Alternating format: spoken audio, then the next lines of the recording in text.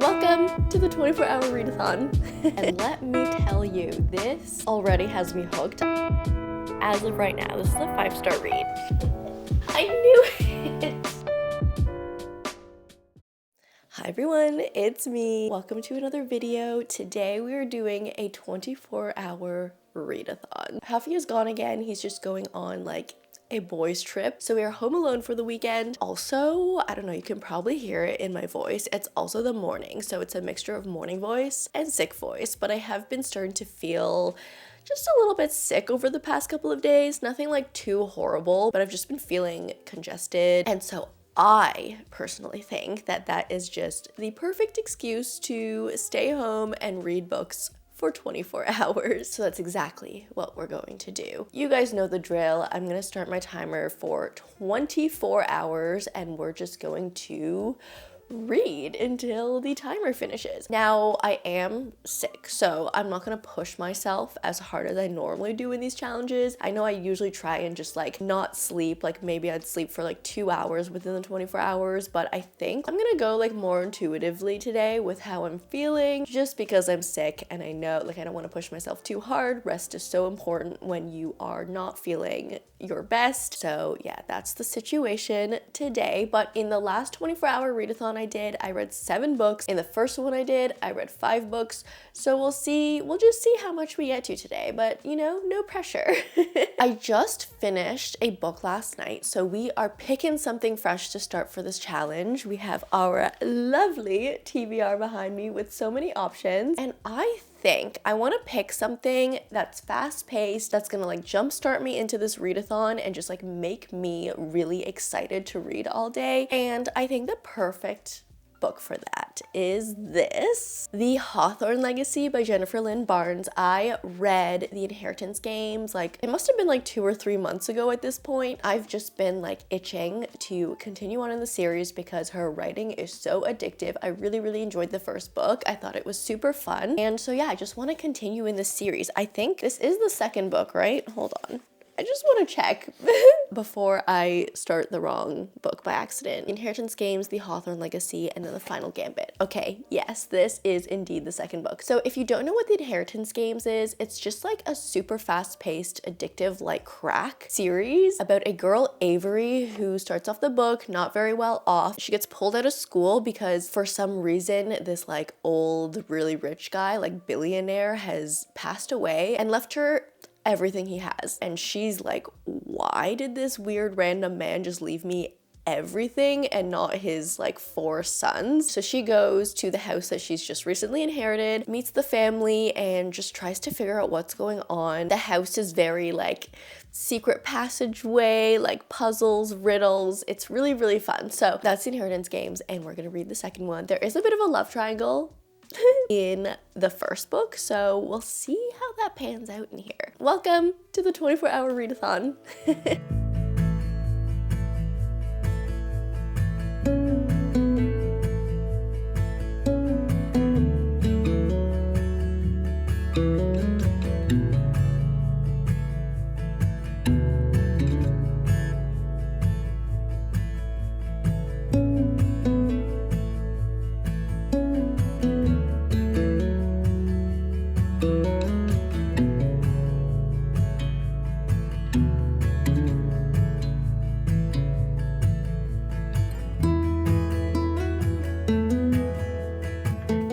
Page like 60-ish. Yeah, I'm on exactly page 68. There was this huge reveal that just happened and I'm like right back into it. Like that took no time at all to get back into the series. I had kind of forgotten what everyone's names were, but the way the beginning of this book is written, like it kind of very gently reminds you of who everyone is, which is nice because it's been a while since I read the first book, so I appreciated that. Right off the bat, we're like back into the thick of a mystery. We already have so many like riddles and codes going on, and it's already fun. So let's just keep reading. I'm already in it. I already love it.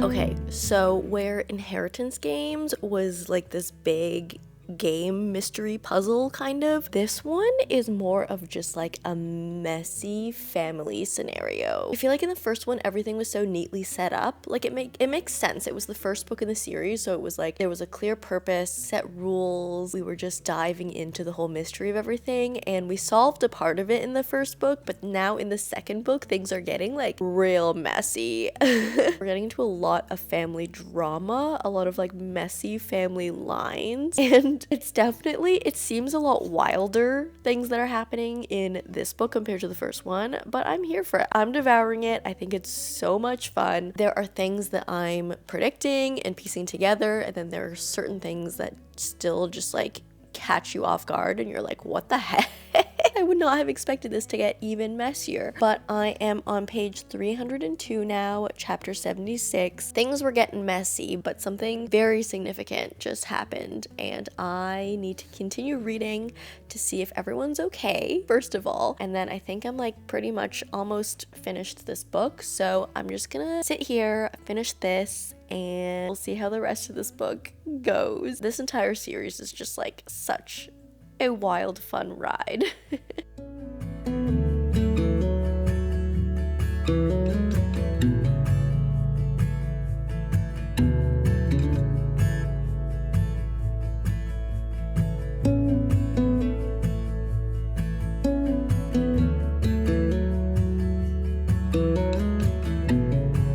This got so messy. I was saying it was getting really messy in terms of like all the family connections and everything, but those last like, I don't know, 20 pages were just like off the rails. It was like twist after twist after twist, and it was like almost, you know, when there are like too many twists and you're like, okay, let's pause, let's stop. Maybe this is like one too many twists. It's like almost too much. I feel like the end of this book was that. I was getting whiplash, but that was fun. I still had fun reading it, even though it was like wildly messy. I feel like this book, like this entire series, would make such a fun TV show, like one of those old school, like on CW shows. This would be great television. Actually, is this book being adapted? Or is it like the series? Hold on. I need to look this up because I think I remember seeing something about like a TV show adaptation, but I don't remember the details or if that was like fake news or real news. Okay, so Amazon has set for development The Inheritance Games, a TV series based on Jennifer Lynn Barnes' upcoming YA novel. The project hails from Sony Pictures TV and Josh Berman's studio-based Osprey Productions, which landed the rights to the books in a competitive situation. Okay, so something's in the works. It looks like Amazon has the rights to it. I don't know if anything's come out of that. When was this? This article was published 4 years ago. So is it one of those like dead productions that just went nowhere? That's so annoying when like production companies purchase things that you want to see and then they just like don't follow through with it. That's so annoying. If that ever happens, this would be so much dang fun. I'm giving this a 3.5. I think it was really fun. The ending was like super chaotic, but still enjoyed it, still love it. I'm still obviously going to continue and finish the series, but let's take a break from the Inheritance Games world for a second. This took me about 4.5 hours to read, so we're gonna start our next book, and I have it right here behind you guys. I think for my next book, I am going to read Phantasma by Kaylie Smith. This is definitely a bit of a longer book, so it might take me a little bit longer to read, but it's not a race. We're not doing a race today. I keep trying to tell myself today is a 24-hour readathon and not a challenge because I'm sick and I'm just doing this to be cozy, but my competitive brain is constantly like, Jamie, you need to read faster, because I'm just a competitive spirit. Like everything I do is a competition and I need to learn how to relax. But I've just been hearing so much about this book everywhere. I think it's the perfect October read, and it's November now, so I'm a little bit late, but I think I could still read this book in November. I think we'll be okay. This book I've heard is like super dark. It's a fantasy. Our main character, I think, finds her sister and her mother brutally unalived, but then that sets off, I don't know, she goes to some sort of a competition. Oh, wait. No, her sister is not unalived. It's just her mother that is unalived. But Ophelia, our main character, goes into the competition to save her sister because it's the only way she can save her sister for some reason. I guess I'll find out why. I think there's like games. I think it's dark. I think there's some sort of a romance in here too. It's just one of those books that's trending currently. My copy that I have here is actually an ARC copy. It says advanced reader copy and the spine is just like a very plain, there's no design on it, which is funny, but this book is obviously released already and I'm gonna read it. I just spent half an hour trying to take a thumbnail for this video. Why did that take me so long? It was 12:30 when I started taking the thumbnail and now it's 12:59. Why did that take so long? I seriously don't understand. But that being said, I'm hungry. We are going to take a lunch break. For my sick little bones, I stocked up on soup for this weekend. So I got this soup. It's just from Longo's. It's Italian Wedding, which is one of my favorite soups of all time. So I'm gonna have some of this. Super easy. No prep required on my part. It's already pre-made. I actually really do love these soups from Longo's. I've been like cycling through all the types, like the flavors of soup, and Italian Wedding it's just always going to be one of my favorite types of soups. I don't know, there's something about it. To me, it's like the better version of chicken noodle because you have that like nice clear broth, which is good for when you're sick obviously, but also just tastes delicious. And then I love how the noodles in it are like little balls, and then there's like meatballs in it too. I don't know, the ball shapes, they really get me. Ooh, I feel like this is gonna overflow. Okay. Sometimes I just try and pour it out of the container and that always causes big messes. So we're scooping it and doing it the civil way today. Okay, I think that's good. And I'll save the other half for later.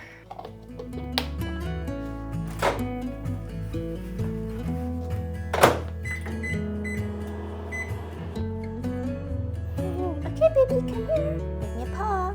Oh, good boy.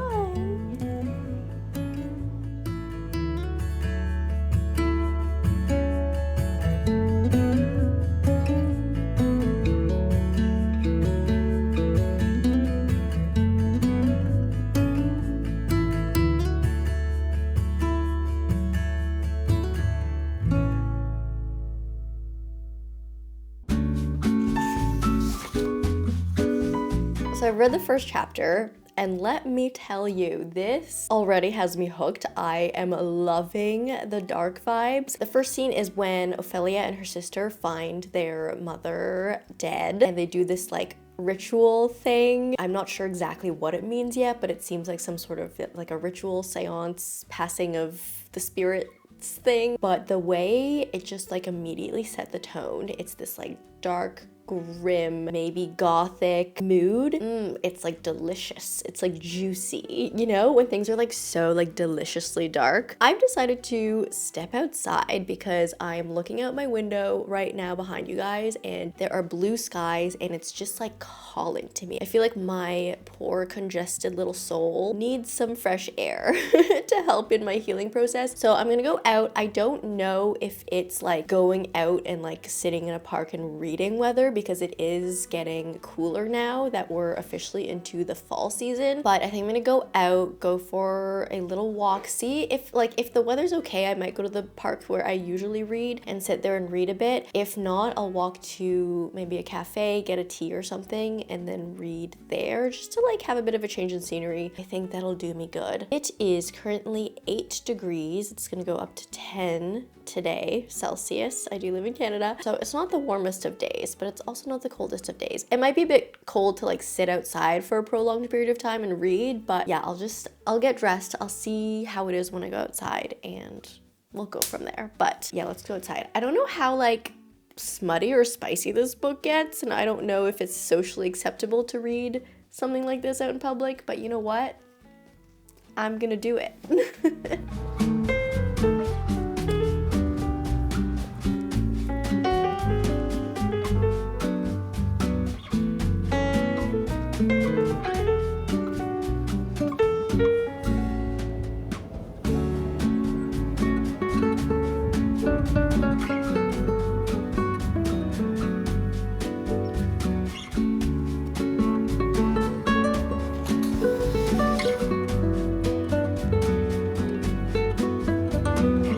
Wait, I'm actually eating this up. I'm devouring it. I'm loving it so far. It's a 5-star so far. I've only read 60 pages, so that may change depending how the story goes, but right now, as of right now, this is a 5-star read, like immediately. I am just getting into Phantasma now, which is, I think, the Deadly Competition, like that's what it's called. This book so far seems to be like a Caraval meets a One Dark Window, but like much darker, which I am absolutely eating up. It's very Caraval because Phantasma is like a traveling contest thing that just like pops up in different locations. It seems very Caraval-esque. It's like very secretive. People don't really know much about it. It's a much more dangerous version, like where in Caraval it's kind of like rare for someone to like actually die from it. From Phantasma, I think it's like the last Phantasma that happened, there were 27 people out of 100 that died, so it's like a lot more risky, it's a lot more dark, it's like a higher stakes version of Caraval. And then yeah, I'm getting One Dark Window vibes because, well, first of all, the whole thing's kind of like a gothic feel, which I'm loving, but then our main character Ophelia also has this voice inside of her head that's kind of like the nightmare from One Dark Window, that it's similar, but it's like a much darker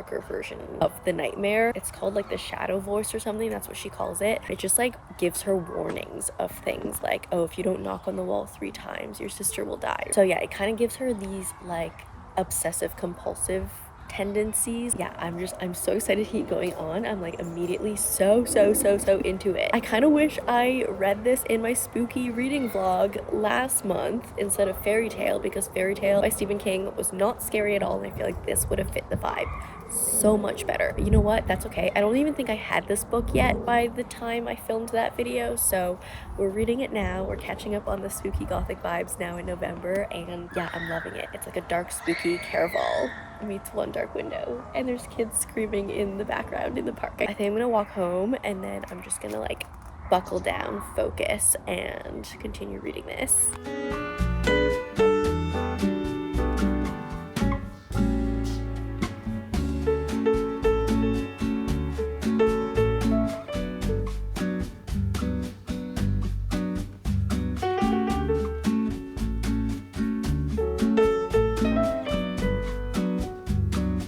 Hey guys, what time is it? It is 5:30 already. Oh my gosh, where has the day gone? I started reading at 8 a.m. this morning and I'm still only on my 2nd book. I feel like that's a lot slower than like how I usually go in these readathons, but I'm just enjoying myself today. I'm just taking my time apparently. We have 14 hours, 37 minutes, and 16 seconds left.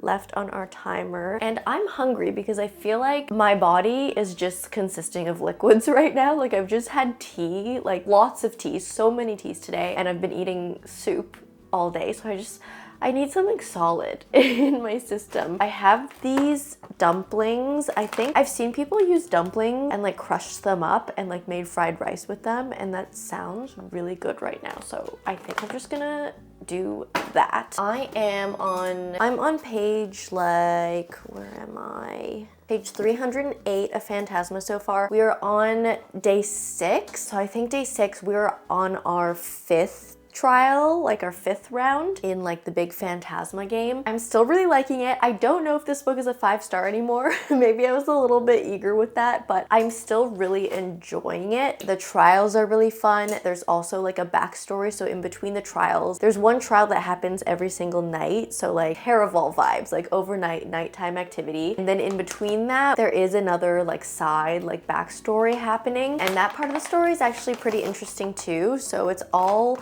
just like fun all the way around. I will say overall the book is getting quite spicy. There is a love interest and things are like pretty spicy. I would say it's too spicy for my personal taste at the moment, but I guess it makes sense. Like we're in this game that's based on the 9 rounds of hell. That's why there are like 9 trials in the game. They're all each based on like one of the deadly sins, which kind of confuses me because I always thought, aren't there only 7 deadly sins, or am I just being like, am I having a moment here?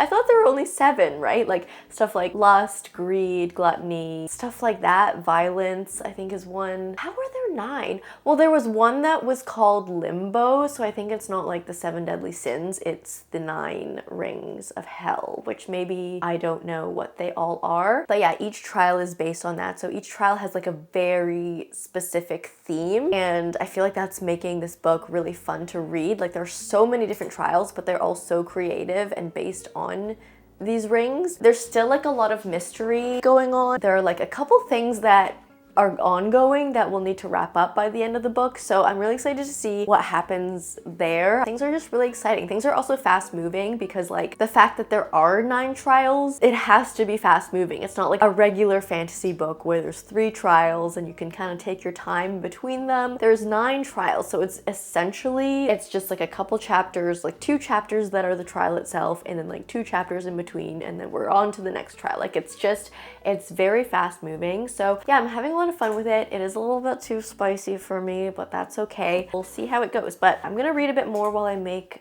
dinner, but that's my update for now.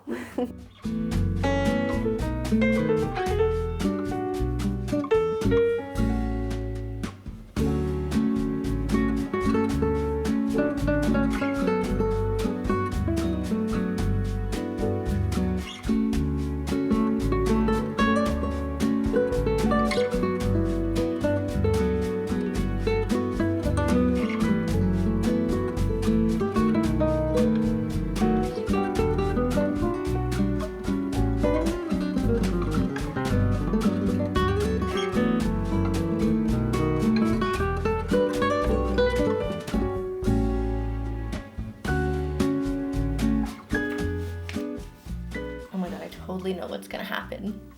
I totally know what's gonna happen. We're about to go into the last trial and I know what's gonna happen.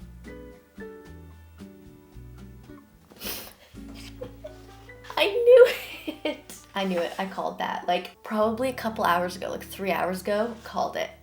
Okay, I have like 20 pages left. Let's finish this thing. Okay, I finished it. That was kind of a wild ending. Obviously, I'm not gonna say what happened. I'm not gonna spoil anything, but that was very dramatic.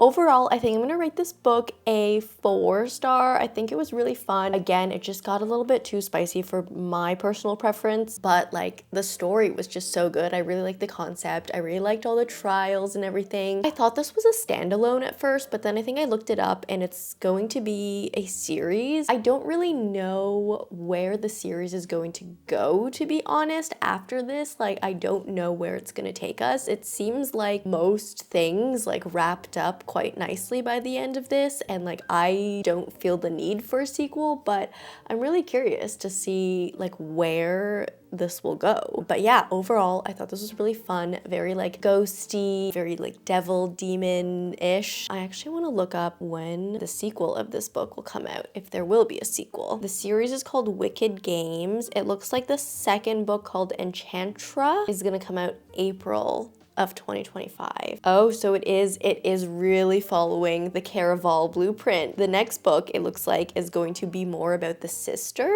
So it's literally following the Caraval story structure. Speaking of Caraval, while we're on the theme, I think it's time for a novella, because you guys know it's not a Jamie 24-hour readathon without a novella. And coincidentally, the novella that I currently have on my TBR is Spectacular, which is a holiday novella in the Caraval universe. Like, it's following our favorite characters, Tella, Scarlet, Julian, and Legend, and it's just like a fun holiday special. Is it too early to read this? Because it seems to be very like Christmassy. Maybe it's a little early to get into the holidays, but this is the novella I have, and I feel like reading Phantasma has inspired me to read the Caraval holiday special, so we're gonna do it. This is our next book.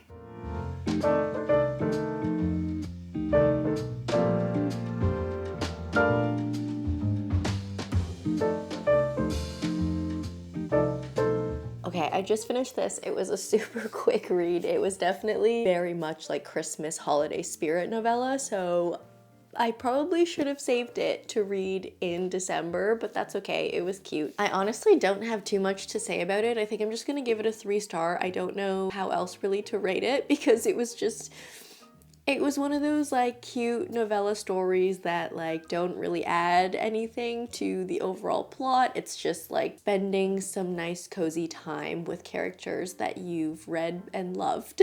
I will say the illustrations in this are absolutely beautiful. They pop up throughout the entire book. There are pages that look like this, for example, that are so cute. All of this, like just like really, really, really beautiful holiday imagery with these characters that we love. There's a little bit of a story in there, but it wasn't much. It was mainly just to be cute. I actually honestly wish that we focused on some of the other characters. So this was very Tella and Legend based, for those of you who have read the Caraval series. And there was like a little bit of Scarlet and Julian, but not as much. And as someone who preferred Scarlet and Julian, which I think is maybe a little bit of an unpopular opinion, I wanted to see a little bit more of them. Like Tella was definitely the main character in this novella. And I know this was a long stretch because this is set in the Caraval world and not in the Once Upon a Broken Heart world, but I really wanted like a little bit of an Evangeline Jax cameo, just like a little bit. And Jax was mentioned, but they didn't show up. Maybe next year we'll get an Ava Jax novella. It's close to 9 p.m. right now, 11-ish hours left, and some of those hours I will be sleeping, hopefully. I'll probably like stay up a little bit later than I normally do to read, but I don't want to do like a full all-nighter, you know what I mean? I also think the time changes tonight, so at 2 a.m. I think the clocks are gonna go backwards back to 1 a.m. and so there's gonna be like a whole extra hour thing, and so yeah, we're gaining an hour of sleep, which is nice. But I started this readathon at 8 a.m. today. I think that means it's going to end at 7 a.m. tomorrow because of like the hour switch back. I still, you know, I have my timer going, so that'll just count for me. Hopefully nothing messes that timer up, like the countdown in the system, but we'll see what happens when the time changes. Maybe I'll try and at least stay up till 2 a.m. so I can see what happens with the timer and everything when the clock goes back. But I'm gonna start like getting ready for bed, which means I am going to choose a couple of books to keep with me at the bedside. I might want something like a little bit, I feel like I want something cute.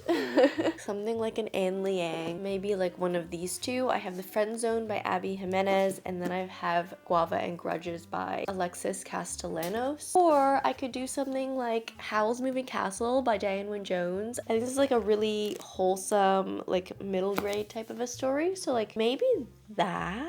Maybe I'll do Abby Jimenez The Friend Zone this time around because I've had this book for longer than the other ones. I'll do that one as like a cute light read. Maybe I'll keep the Anne Liang on my bedside too in case I want to reach for it. And then I also, over there, I don't want to get up because the second I get up, Sage beside me is gonna get triggered because it's 9 p.m. and that means they get their third meal of the day, and I can tell she's like on edge. Hold on, I'm gonna show you what happens when I move and get up, okay? Hopefully I can move the camera. Oh, see, I can't even move the camera without triggering her. Hold on.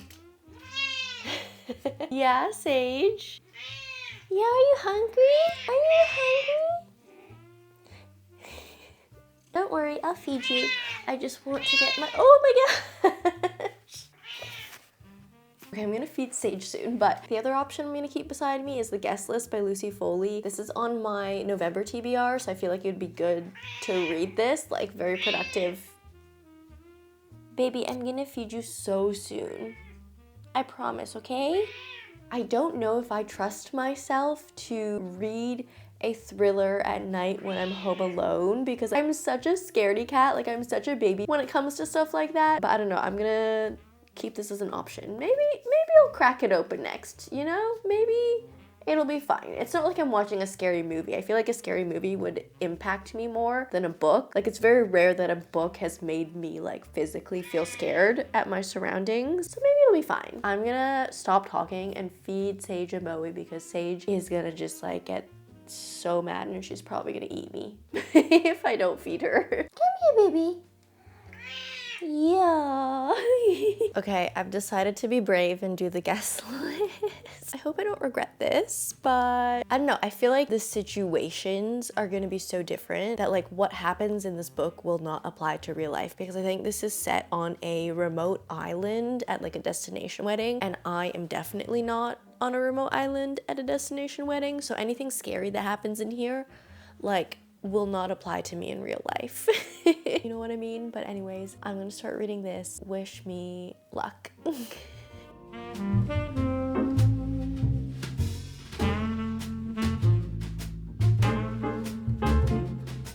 Getting tired, guys. What time is it? 12:13. It is much past my bedtime. Just under 8 hours left on the timer, but I'm honestly probably gonna fall asleep very, very soon. I did finish the guest list though, and it was okay. It was a quick read. Overall, the story wasn't as exciting as it sounded, like from the premise. Like, you read the back of the book. Here, I'll read it for you. It says, "The guest list, an exclusive wedding on a remote Irish island. The bride, the +1, the best man, the wedding planner, and the bridesmaid all have a secret. All have a motive, but only one is a murderer." Like, that sounds so exciting, but the way that the story was told was not exciting. Like, I feel like the bulk of the book was very slow. It was very boring. It was all about introducing the backstories of the characters, which I get, and I like that sort of a style if it's like a literary fiction. But when I'm reading a thriller, I want it to be fast-paced and fun, especially when the back, like the synopsis,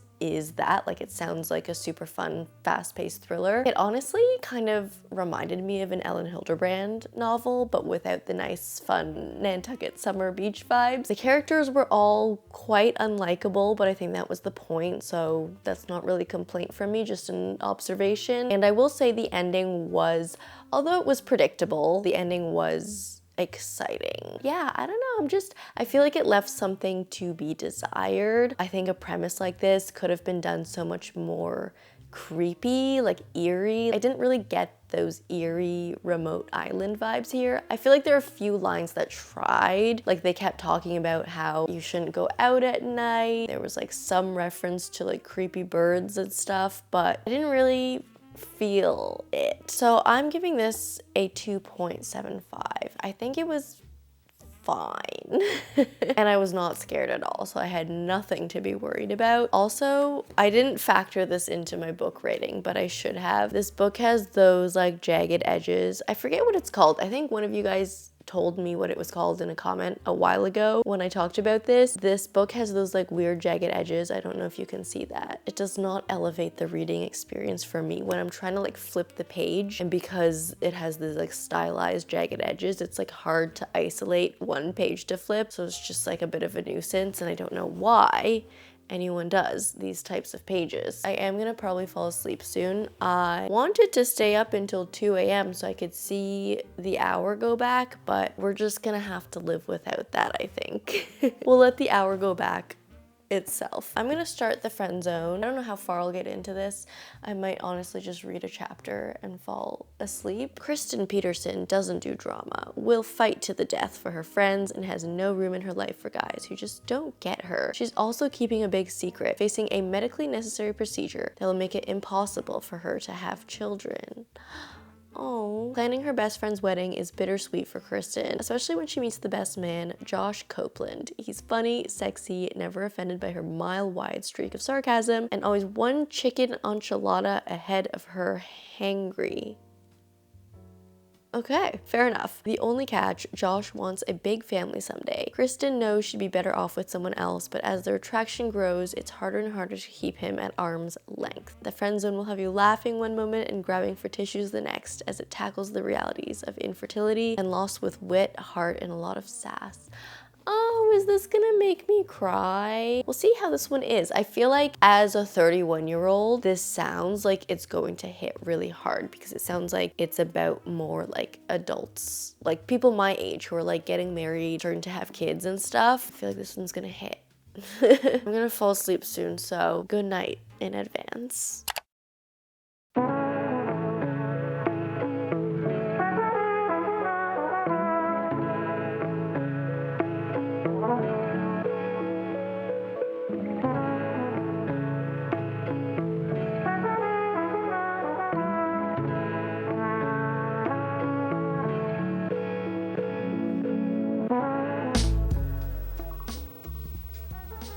Look at that. Timer's done. Welcome to the other side of the reading challenge. It's like just starting to get light now. The time did change because my alarm went off at like 7 a.m. and yesterday I started the challenge at 8 a.m. So it's been a full 24 hours, but in terms of like the time, like what the time says, it looks like it hasn't, but it has because of the time change, because fall back and everything, daylight savings and all that. Just as a recap, we started off with Hawthorne Legacy by Jennifer Lynn Barnes. I then read Phantasma, which is the spicy caraval, and it was novella time, so I read this like very Christmas holiday themed novella. We move on to the guest list, which was supposed to be scary and keep me like awake and stuff, but as I mentioned, fell flat. And then the friend zone, I think I got to an even 50 pages. Yeah, I read exactly 50 pages of this. I think it's really cute so far. I'm giggling, I'm laughing. I think the banter is really good. And so yeah, I'm just excited to see where the rest of this book takes us. Obviously, I'm not far into this book, not far enough to like tell you a rating so far for this book, but it's good so far, and I will wrap this book up in my monthly reading wrap up when the time comes. I did calculate how many pages I read. 1,455 pages is the total for this readathon. Here is everything we accomplished. It's so funny that my Phantasma spine is just like black. It's so plain and it's black with this very plain text, when I know the like actual released copy has like this beautiful luscious spine that matches more of the front cover. It's funny that mine is so blank. But yeah, this is what we accomplished in the past 24 hours. Had a lot of fun doing it, but I'm gonna leave you guys here for now. So I hope you enjoyed this video. If you did, please leave me a like and a comment. If you don't know what to comment down below, let me know what you're currently reading. Like right now, what is your current book that you have open right now? If you like me, subscribe, do that bell thing, and I will see you in the next one. Bye!